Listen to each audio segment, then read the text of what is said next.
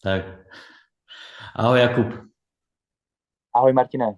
Tak sa nám to podarilo, stretli sme sa takto a online a poďme si len tak povedať niečo k tomu, čo nás čaká spolu onedlho vo februári, workshop Fighting Monkey Practice.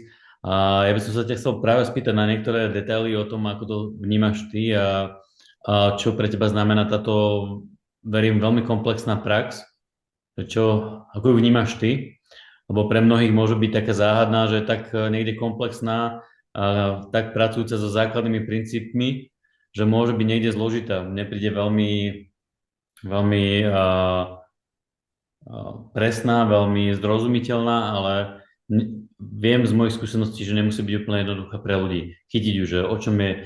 Ale predtým, ako pôjdeme vlastne ku samotnej praxi, povedz možno ten tvoj základ, taký ten, odkiaľ si vychádzal, z ktorého bodu, že kde bol ten impuls ísť na prvý workshop, že prečo? Čo bolo tvoje prečo? No, první workshop, který jsem navštívil v roce 2015, jsem navštívil, protože jsem hledal nějaký nový směr pro sebe. Hledal jsem učitele, věděl jsem, že mě zajímá se rozvíjet a zároveň, protože učení lidí různých věcí v různých časech, nejenom v pohybu, ale i v práci s informacemi a matiku a jazyky a vlastně cokoliv v průběhu podle toho, co jsem dělal, tak jsem vždycky rád učil, ale hledal jsem nějaký obsah, který by mi přišel smysluplný. A protože pohyb byl pro mě vždycky důležitý a spoustu let jsem se věnoval různým bojovým uměním, strávil jsem velice bohatou dekádu v kapoéře, v tu dobu někdy jsem právě začínal hledat, kam jít dál z toho světa, tak jsem hledal učitele, který uchopují pohyb v měřítku, který je obecnější, kde nemusím vytvořit nějaký izolovaný svět, kde je jenom jedna disciplína, kterou se všichni naučí a potom vlastně v tomhle světě žijou, ale kde můžou lidi, kteří jsou odlišní, být společně v prostoru a něco sdílet a naučit se.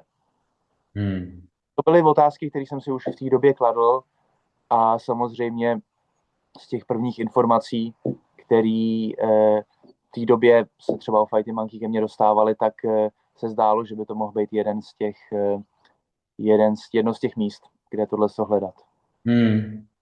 Že čím to bolo? Že myslím, že sme boli v podobnom období na podobných miestach, len sme sa nikdy nestretli osobne, ale že myslím, že to bola taká určitá doba 2010-2015, že to bolo určité okno, kedy vznikali rôzne nové druhy workshopov a prišla doba internetu, prišla doba videí a bolo možné vidieť tieto videá, bolo možné vidieť, že to existuje. Nie, že by to predtým už nebolo, ale zrazu bolo viac učiteľov vidno, ako bol Ido Portál, Jožo Fruček a ostatní. A zdá sa, že nás to niekde aj chytilo. Niekde nás to chytilo, že to potiahlo určitý druh ľudí v tom období. Ty si hovoril, že tento workshop Fighty Monkey organizoval Ružička, tak? A Petr Ružička tenkrát. Áno. Petr Ružička, že ja si ho pamätám, že doteraz viem, že pracuje v Prahe, myslím, že má doteraz kurzy a veľmi pekne pracuje s vecami, ako ja ich volám Ido Portaloviny, že ide veľa princípov z Ida Portala, tak? Já teď nevím, protože s Petrem nejsme v kontaktu, Aha. ale nevím, co přesně dělají v tuhle dobu. Nicméně, jak jsem měl to své období hledání, tak jsem právě i skrz ten prostor, kde vstupovali noví učitelé a začal být větší zájem o to ty disciplíny trošku propojovat, tak Hm. jsem začal jezdit po workshopech mimo jiný i s Idoportálem a Hm. víc pronikat do tanečního světa, který Hm. byl extrémně zajímavý a nový, kde zase byla odlišná míra svobody a přístupu k té práci, kde to nebyl direktivní, ale spíš jako direktivní proces ve smyslu, že někdo mi říká, jak věci jsou a já se je učím, ale byl to z principu kreativní proces. Hm. A to je něco, co v rámci Fighting Monkey, jak jsem ho zažíval, jak celou dobu vlastně to funguje a jak se snažím to posílat dál, je stále přítomný, kde ta část, kde já se učím něco o tom, jak věci fungují, protože určitý aspekty toho, jak lidský organismus je ustavený, jsou daný. Takže nějaké Áno. věci nelze úplně obejít, ale zároveň ta míra inteligence a svobody, kterou máme, když řešíme problémy, je nekonečná. A myslím si, že jeden z těch důvodů, proč ten prostor začal otvírat, byl i kvůli tomu, že tyhle světy byly hodně oddělený. Že to je možný, anebo jenom tyhle ty věci jsou možný a my ti řekneme, jak jsou. A samozřejmě to je vždycky trošku složitý, protože ve chvíli, kdy jsou všechny formy, všechny postupy, všechny metriky předepsaný, tak není úplně prostor otestovat, jestli náhodou by jiný přístup nebyl smysluplnější. Práve som si všimol, že áno, v tom období bolo veľa šuflíkov, bol tanec a bolo aikido a bolo karate a bola yoga, bol šport a boli tie šuflíky takto rozdelené a aj mňa samotného zaujalo jedno video, kedysi dávno som videl prepojenie aikida s tancom, s takým súčasným tancom alebo skôr kontaktná improvizácia. To ma veľmi zaujalo, že wow, že aikido s tancom a bol to jeden pár, muž a žena a nádherný flow tam bol. Bolo to niečo veľmi, veľmi zaujímavé pre mňa. A odvtedy som sa viac začal zaujímať, že ako je to možné, že takto sa to dá prepojiť a takto elegantne sa to dá prepojiť, takéto bojové s tým tanečným. A už nikdy som ho nenašiel. Potom rok som ho ešte vydával a potom už ho neviem nájsť, ale veľmi ma chytilo a tam som začal hľadať interakcie. Samozrejme aj capoeira, začal som chodiť na nejaké tréningy, ale koleno mi nedovolilo, už vtedy som mal prasnutý meniskus a ma to tak nejako vyhadzovalo a potreboval som ísť trošku ináč, trošku pomalšie, najprv sa rehabilitovať, ale to bol takisto ten môj krok a veľmi sa mi práve páčilo to obdobie takého toho niečoho nového, prepájanie tých rôznych šuflíkov medzi sebou, že už to začalo byť viac o kooperácii tých šuflíkov, o doplňaní sa jeden druhého ako o toto je lepšie, toto je horšie, takže sa mi to veľmi, veľmi začalo páčiť a len bolo to veľmi niekedy ťažké komunikovať ďalej. Keď som začal mať aj svoje kurzy a hodiny, že komunikovať túto komplexitu ďalej. A díval som sa aj dnes ešte na jeden rozhovor s Jozefom a s Ralph Kelly, ako ho dobre vyslovím. Ralph Kelly je jeden z učiteľov pohybov v Amerike. Veľmi, veľmi zaujímavý chlap a robí rozhovor s Jozefom a tam sa pekne bavia. Ralph tam povie jednu dobrú vetu, že z miesta segmentácie, z miesta to šuflikovania sa tá komplexná prax zdá veľmi komplikovaná. Ale ak my sami vychádzame z komplexného pohľadu, tá komplexná prax sa proste zdá len logická. Ale v rámci toho segmentovaného rozmýšľania tak príde to moc komplikované. Ja si to všímam, že stále to trvá, že pre ľudí, keď sa začneme baviť o tejto komplexnej praxi, tak to začne byť veľmi komplikované, že zdá sa im to veľmi komplikované. Aj keď je to veľmi prepájajúce, ale ten prepájajúci aspekt ako keby bol niekde skľúčujúci. Že to je moc info. Možná, že je tam ten pocit, že je to vlastně tak všeobjímající, že to člověka trošku zavalí. Ale jedna z těch snah, který především v praxi, protože ta praxe vždycky ukáže nejlíp, co se vlastně děje a jak je možné do toho vstoupit a že není nutný mít extra znalosti na to, aby člověk mohl plně participovat na nějakém procesu učení. Tak v té praxi potom vlastně je jediný důležitý si zachovat jednoduchou mysl ve smyslu, že uděláme nějaký test, ať už je to hra, nebo je to nějaký způsob, jak člověk artikuluje svoji strukturu a zkoumá, jak fungují klouby a vnímá, jak ten test, jaký má na něj vliv. A na začátku je podle toho, odkud přicházíme, jaký máme znalosti, tak samozřejmě tam můžou být určitý pochybnosti, můžou tam být tendence například k sebeodsouzení ve chvíli, kdy mi není všechno jasný a pocit tím rozumět napřed, protože teprve když tomu rozumím, tak to můžu dělat. Ale biologické systémy, když se učí, tak se zdá, že fungují odlišným způsobem. Oni konají nějakým způsobem a díky tomu, jak konají, tak vzniká vnímání. Vlastně současná neurobiologie v podstatě mluví o tomhle tom. A tyhle ty principy, protože samozřejmě my pracujeme hodně skrz pohyb, jelikož jakoby všichni vědí, že pohyb je důležitý, samozřejmě náš pohyb v prostoru je něco, co definuje, jak budeme žít, jak budeme komunikovat, jaké možnosti se nám otevřou, žijeme v určitém těle, takže ve chvíli, kdy s tím vedeme nějaký dialog a nasloucháme, co se děje, tak jsme schopní upravit svoje aktivity, přizpůsobit trénink a všechny další nutné věci k tomu, abychom fungovali, ideálně vzkvétali. Takže pohyb je důležitý, ale vlastně primárně, ať už pro mě, nebo si myslím, že i pro Josefa, je klíčový, co je zatím, co je ta věc, která pomáhá živým systémům, aby mohli vzkvétat, komunikovat, učit se, aby se zachovali přizpůsobivost. A to může znít hodně obecně, protože to není, když budu dělat tyhle ty pohyby, tak budu zdravý. Nicméně není tam jasný návod, není tam budu dělat tohleto, bude mi líp, budu dělat tu práci, nebudu mít Alzheimera. Budu dělat tyhle cvičení, nebudou mě bolet klouby. Budu a tak dál. A tak dál. A my, co nabízíme, je to, že se vracíme k jednoduchým principům, víc normální ve smyslu, že hrajeme hry, které jsou ale vážný v tom smyslu, že člověk věnuje pozornost věcem. Ano.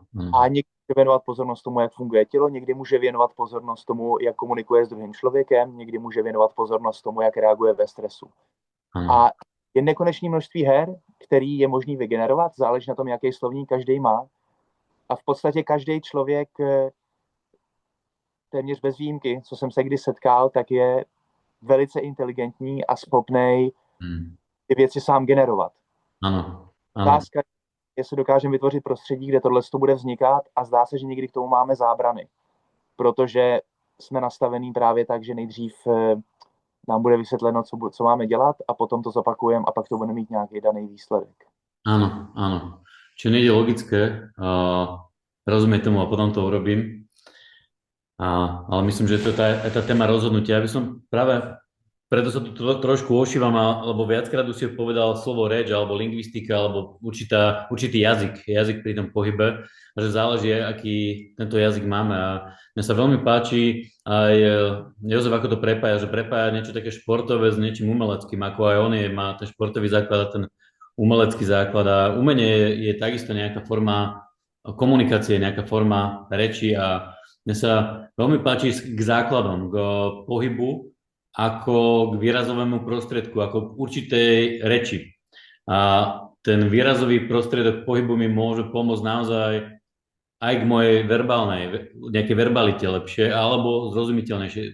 Že je to prepojené. Moje telo a reč môjho tela môže ovplyvniť celý môj systém, kognitívny systém, to, ako rozmýšľam, to, ako sa viem prejaviť, to, ako viem byť so svetom.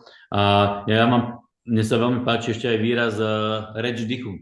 Nielen aj reč tela, ale aj reč dychu. A vlastne ako komunikujeme jeden s druhým cez telo, cez dých a cez nervový systém, ako je aj polyvagálna teória Stephen Porges, ak poznáš, ak si to niekedy čítal, že vlastne naše dva nervové systémy majú nejakú reč a komunikujú. A práve mne sa veľmi páči interakcia ako možnosť sa pozrieť na to, ako to naozaj je, že ako sa naše nervové systémy majú, ako sa má môj dých, ako sa má moje telo, ako viem rozprávať, ako viem ísť do situácie, ktorá nie je úplne zrozumiteľná, a vyznať sa v tom chaose.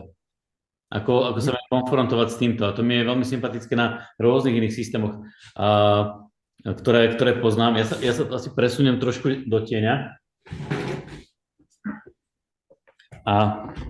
Lebo začína veľmi svietiť slnko, tak trošku sa schovám. A mne sa to veľmi páči napríklad aj na tej systéme, na ruskej systéme, že s tým veľmi pracuje s jednoduchými princípmi toho, ako vieme dýchať a ako vieme komunikovať s vonkajším prostredím, so vzťahovosťou. A tie princípy sú super jednoduché, až sú zložité, že nie je tam tá forma, ako môže byť v tai chi, alebo v kung fu, alebo v aikide, ale že je to veľa o základných princípov, ktoré aplikujeme. A Jozef mi príde veľmi niekde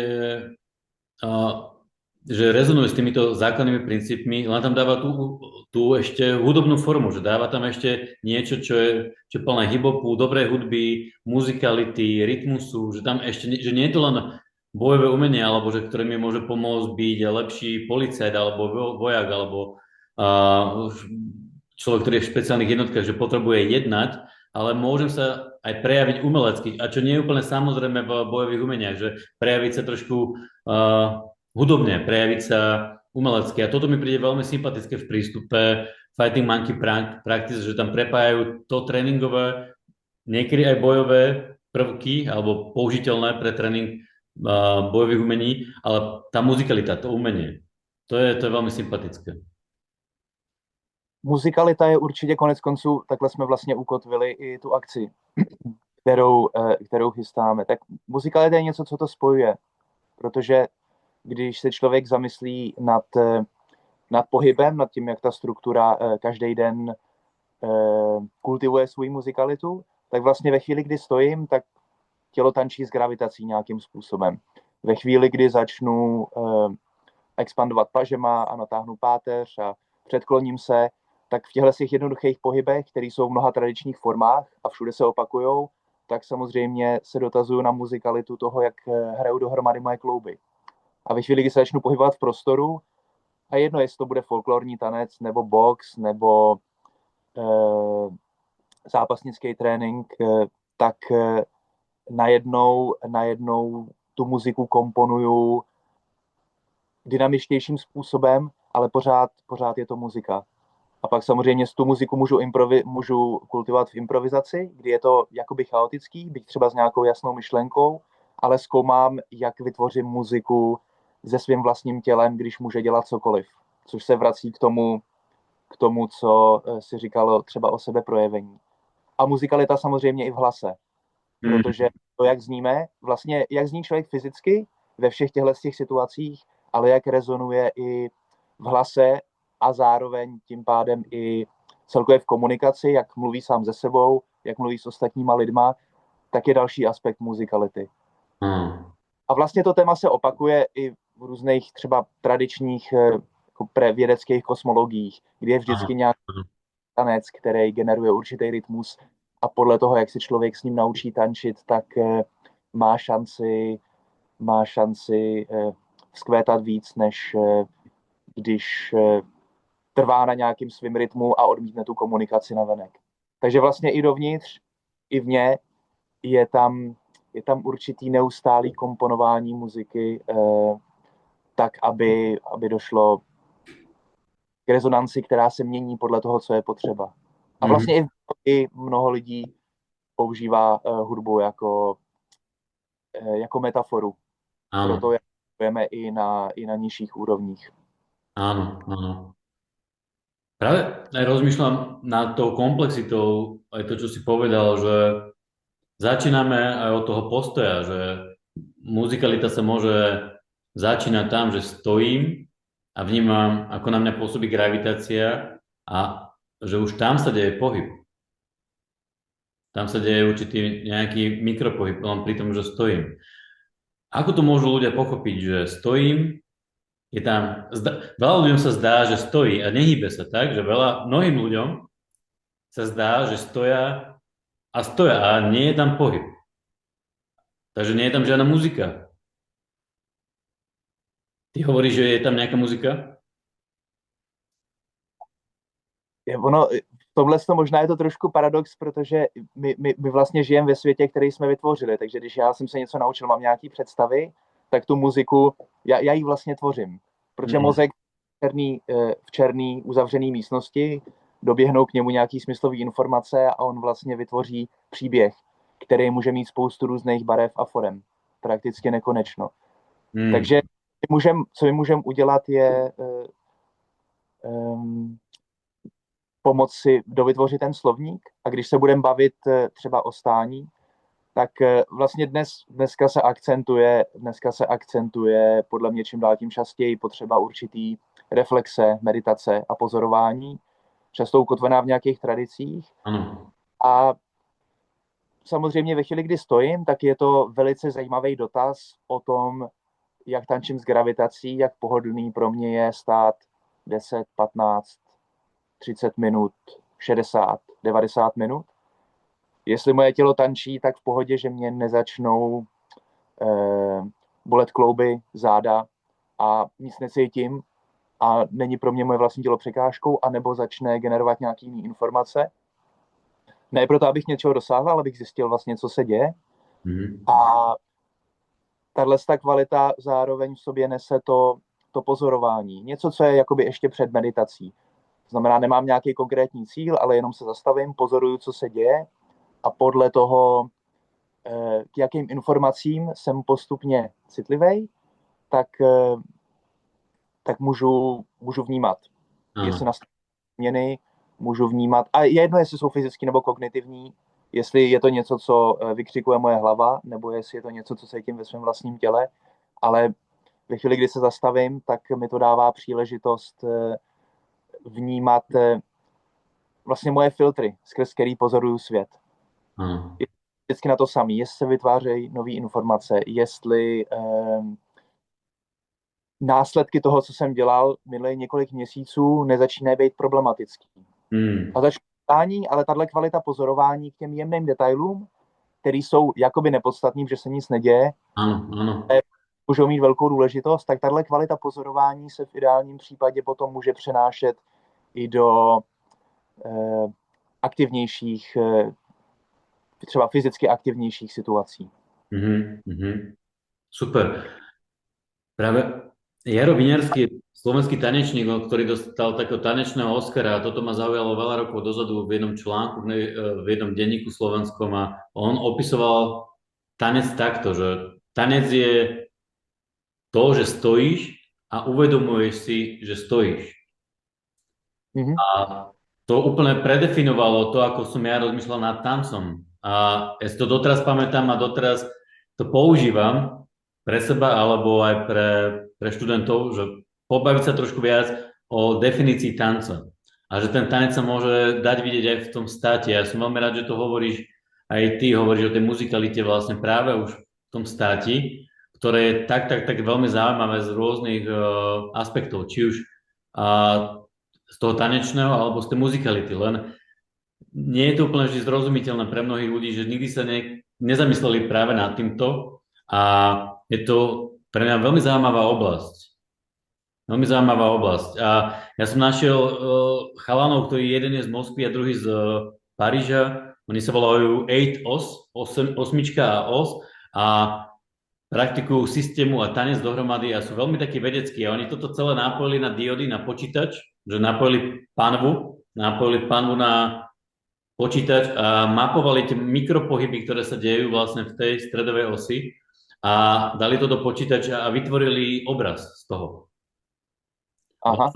A ten obraz akoby hovorí niečo o našom tele, ale aj o našej psyche. Že vlastne ten obraz je aj obraz našej vlastnej psychiky, našej kognície, našej imaginácie, čokoľvek, čo sa vnútri deje. Že to, čo si ty vlastne hovoril o tom vnútornom svete a o tých filtroch a o tom, čo tam zažívame, tak počítač vie urobiť z toho obraz. Čo mi príde fascinujúce, že každý tam niečo zažívame a počítač tomu dá určitú geometriu, ktorú si potom môžeme vytlačiť z tlačiarne a pozrieť sa na ne. Takže títo dvaja chalani sú v tomto pre mňa fascinujúci, že takúto blbosť ako státe vedia opísať obrovskou nejakou štúdiou vedeckou a dať do toho takúto formu. Stání je určitě jako extrémně důležitý element, ale zároveň si myslím, že, a to je to, co možná někdy trochu strašidelný, že porozumě trošku jako těm principům, který kultivuje současná věda, kde se začínají velice zajímavým způsobem teď elegantních jako přístupech a teoriích disciplíny potkávat, podobně jako jsme mluvili u pohybu, ať už jsou to kognitivní vědy, psychologie, fyzika, information science a všechny tyhle odvětví. A vlastně se vracejí právě k tomu, že dualistické rozdělení samozřejmě na jakoby kognitivní a fyzický nebo mind a body a podobně. Vlastně všichni vědí, že to úplně nefunguje, protože jedna věc tvoří druhou. A když ten systém, že my jsme nějaký živý systém, který je super dynamický, když začne někde mít trošku problémy, tak ono se to zrcadlí v celém zbytku. A stejně tak vlastně potom při všim těmhletom tréninkovým materiálu, při tom dotazování se dovnitř nebo dotazování se navenek vlastně, což obě ty věci jsou. Já se jenom dělám nějaké věci, dotazuju se, jaký vliv to má na moje vlastní tělo, dělám něco s lidma, dotazuju se, jak komunikuju, co se děje ve světě, dostávám z toho zpětnou vazbu a s tím vzniká nějaká moje představa o tom, jak svět funguje. A tohle to zní až skoro, tak teď nevím, teď říkám hodně věcí, tak nevím, jestli to bude srozumitelný, ale vlastně my máme k dispozici jenom určitý model, náš vlastní model světa, který jsme si vytvořili podle toho, co jsme se učili, kde jsme žili, jak jsme fungovali, jak fyzicky fungujeme.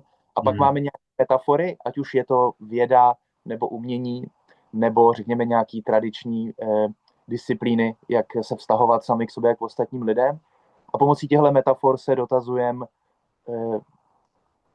co se děje v nás, v našem vnitřním světě, co se děje ve vnějším světě. A z toho vzniká nějaký živý obraz, který se mění v každou chvíli. A já si myslím, že je klíčový sdílet tu radost a to nadšení z toho, že tyhle věci je možné objevovat a že jsou pro každého dostupný, protože ty věci technické, jako co bude fungovat, jaký přesně typ praxe je pro mě v tuhle chvíli důležitý, co mi pomůže řešit moje problémy, je velice specifická otázka, kterou každý může zjistit až teprve ve chvíli, kdy se vystaví situacím, který se trošku mění. A proto ta kvalita pozornosti, která začíná ustání, u toho, že když jenom jsem a vnímám, co se děje, je podle mě důležitá, aby se přenesla i do všech ostatních aktivit. Super. Takže je to určitý taký stelesnený mindfulness, také niečo, určitá všímavosť, alebo čokoľvek, čo si môžeme predstaviť pred tou všímavosťou. A mne sa veľmi páči, že sa začína s týmto, tak jednoducho. A potom tá muzikalita by mohla prejsť do práce s klbou. Ty si hovoril práca s artikuláciou klbov, tak? Že vlastne môžeme začať pracovať s tým, ako sa naše klby prejavujú v priestore a ako vedia reagovať na zmenu? Josef používá model v rámci Zero Forms, což je jedna část Fighting Monkey, která vlastně reprezentuje to dotazování se dovnitř, tak se používá model, který obsahuje stání jako ten úvodní element, který reprezentuje ty věci, o kterých jsme mluvili, a ta artikulace kloubů jako další element, který reprezentuje víc kontrolovaný pohyb, jako bývá v těch tradičních disciplínách typu tai chi nebo některých typech jógy a tak dál. Bez těch omezení, tak ten vlastně by šel víc směrem, jak ta struktura je komponovaná, co jsou hlavní komunikační dráhy, jak jsou všechny od konečků prstů na nohou po konečky prstů na rukou a tady náš nejvrchnější bod, tak jak je všechno propojený, jak ve chvíli, kdy rotuju, deformuju, expanduju, jak dobře to komunikuje, jestli jsou všechny klouby otevřený a tak dále.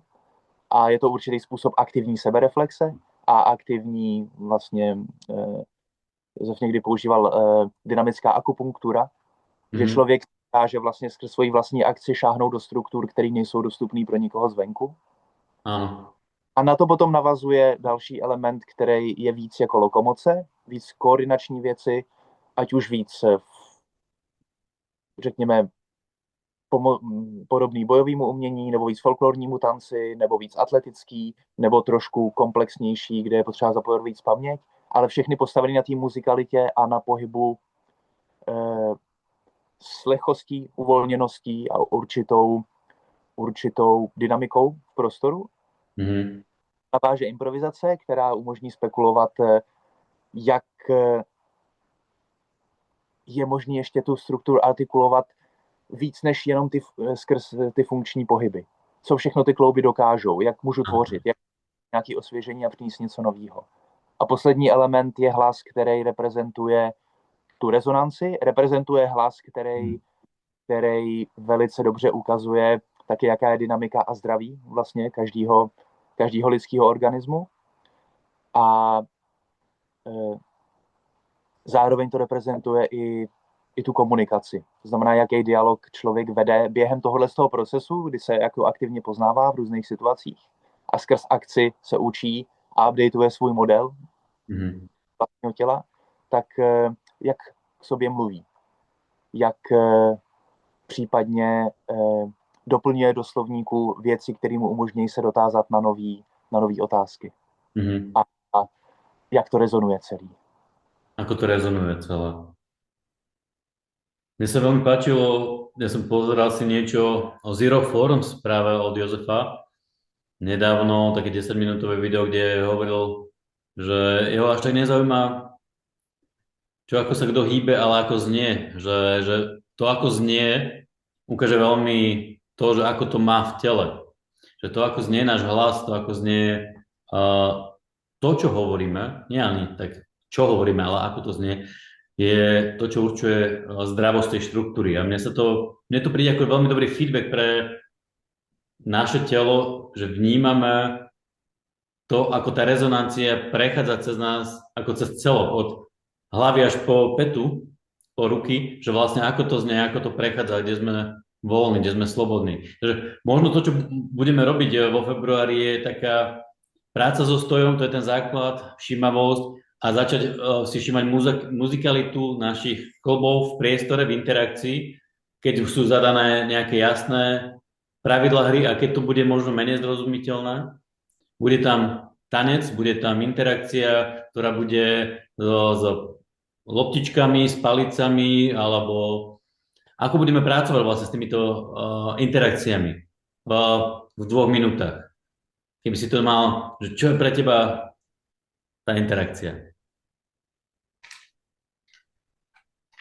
Interakce mezi, na muzikalitě budeme pracovat skrz všechny tyhle elementy, tak aby jsme, je jedno, kde jsme, nebudeme se snažit dosáhnout, ale budem hledat rytmus.